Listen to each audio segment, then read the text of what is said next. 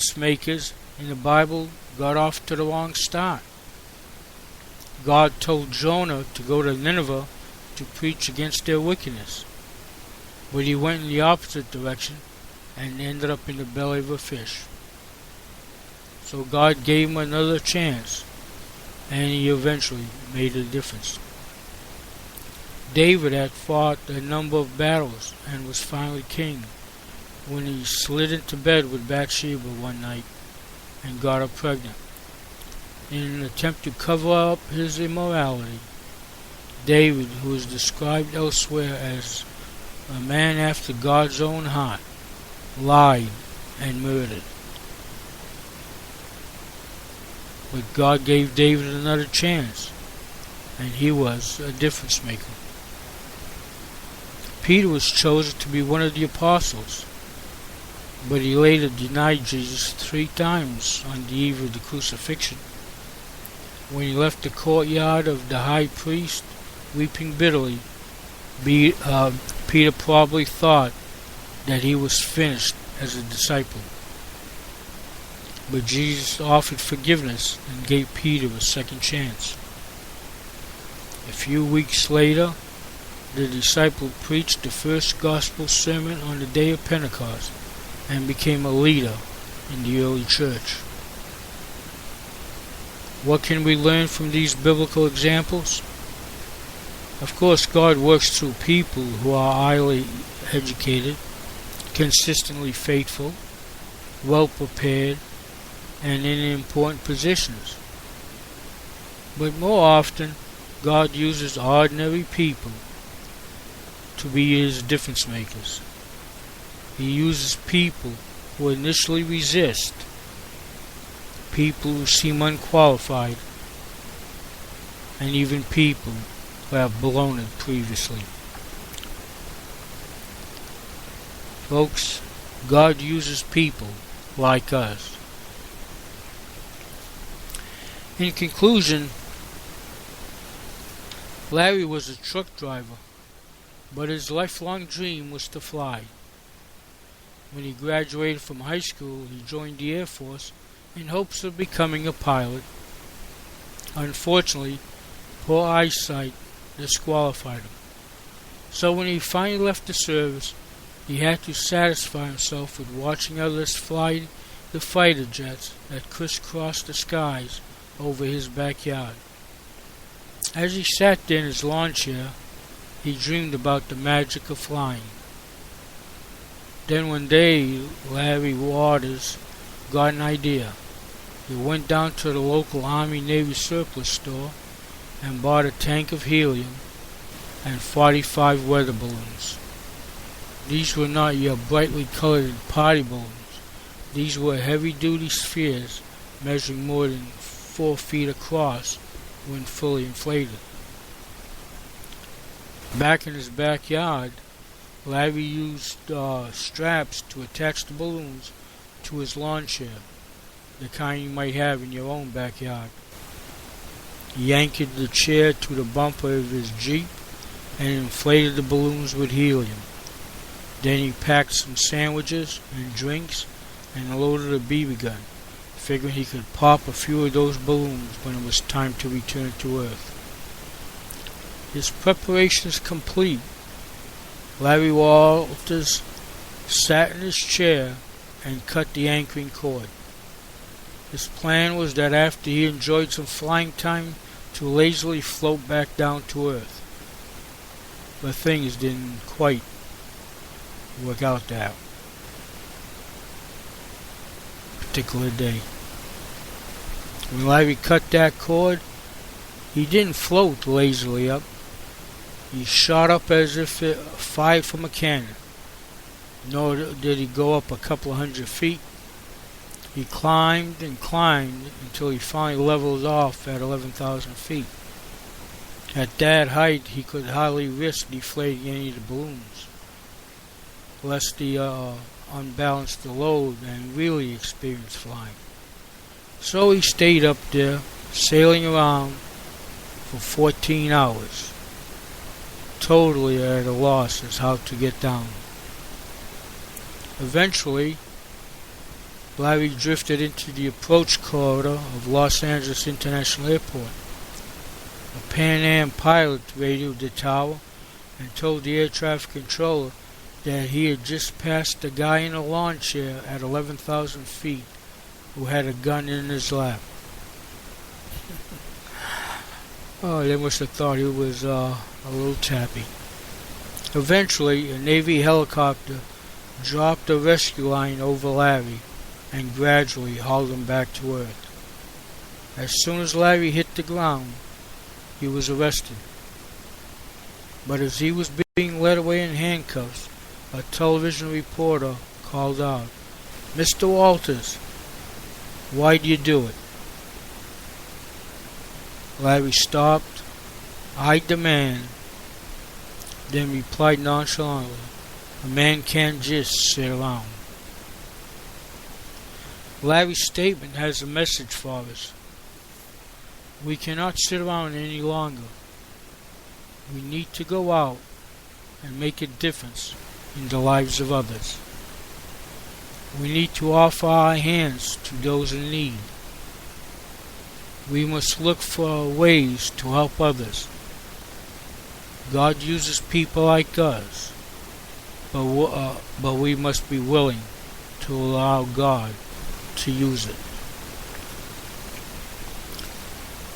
Well, that's our little Bible message for this evening.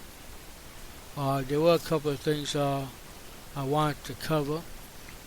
This isn't a lengthy Sunday program. This is more like a condensed version. But a couple of things I wanted to cover as far as veterans. After being missing for 72 years, the remains of a World War II Marine are laid to rest in his hometown. Marine Corporal Roger K. Nielsen was laid to rest in Fort Logan National Cemetery on November 16th of this year. His remains were recently identified after being undiscovered for 72 years. Deposed after missing for 72 years, the remains of the World War II Marine are laid to rest in his hometown, which was in Denver, Colorado. In World War II, he was at Tarawa Atoll, one of the small, at a small little atoll island, and the remains were found in a trench with 35 other bodies. They were all believed to be Marines. So there was 35 that will be doing testing to find out if they are missing Marines.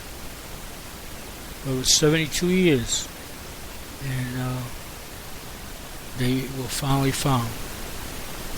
At least they'll be able to be laid to rest, and the family will at least know what happened to them. It's always difficult when someone's declared missing, because you're never really sure if they're dead or in prison. So many times they need closure. And on a final note, there's always this talk about separation of church and state, and I'm not going to go into that today, but I was sent this and I did some checking. Do you know your state's preamble? This had to do with every state has a preamble to their Constitution, and in all 50 states, 38 of them have the word God in their preamble. Grateful to Almighty God. Let's see, I'm not going to go through all of them, but my home state of Massachusetts, I'm quite sure, is on here. And in Massachusetts, We the people of Massachusetts, acknowledging with grateful hearts the goodness of the great legislature of the universe in the course of its providence and opportunity. Michigan, we the people of the state of Michigan, grateful to Almighty God for the blessings of freedom, established the Constitution. So if you look through all these 50 state preambles, 38 of them mention the word God. The other 12 mention things like supreme ruler, supreme being, sovereign ruler, great legislator, divine goodness, creator. So I don't know where they go on getting this separation of church and state, because right here in your Constitution of all 50 states there's a mention of God, and this has nothing to do with the separation of church and state. You have the Ten Commandments on the U.S. Supreme Court. You have in God we trust in our money. All this is referring to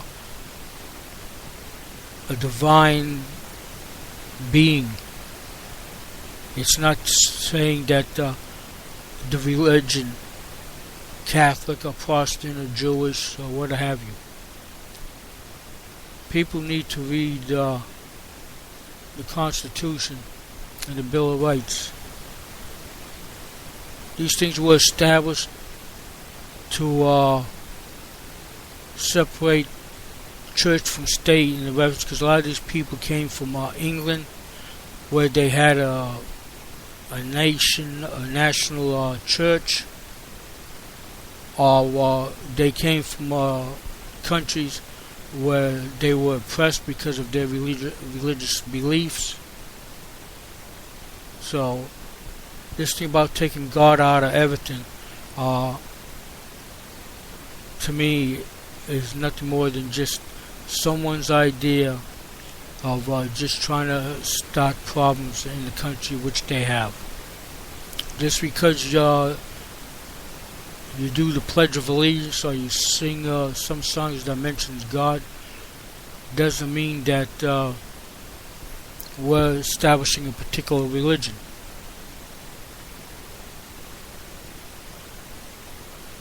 And I find it very difficult at times to put up with some of these people who think that just because you erect something or you have something in it that we're condoning religion. We're not condoning any particular religion. We're just saying that there is a supreme power. What's happening, you have all these atheists now that don't believe in God.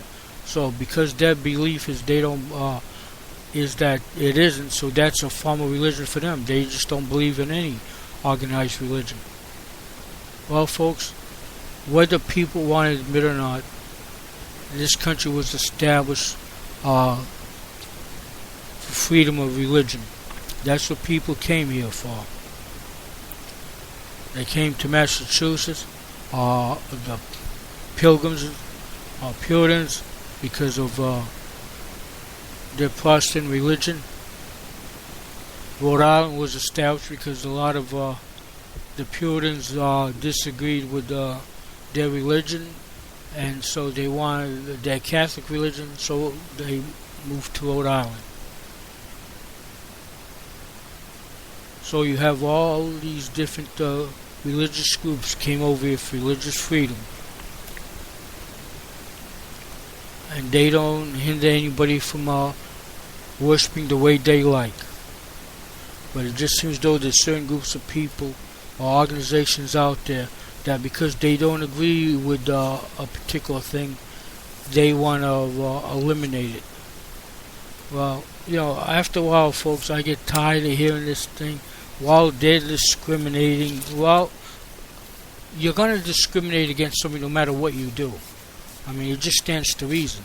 If you turn around and get rid of something because, well, it offends this group, so you're discriminating against this particular group. Well, if you turn around and change it, then you're going to discriminate against another group.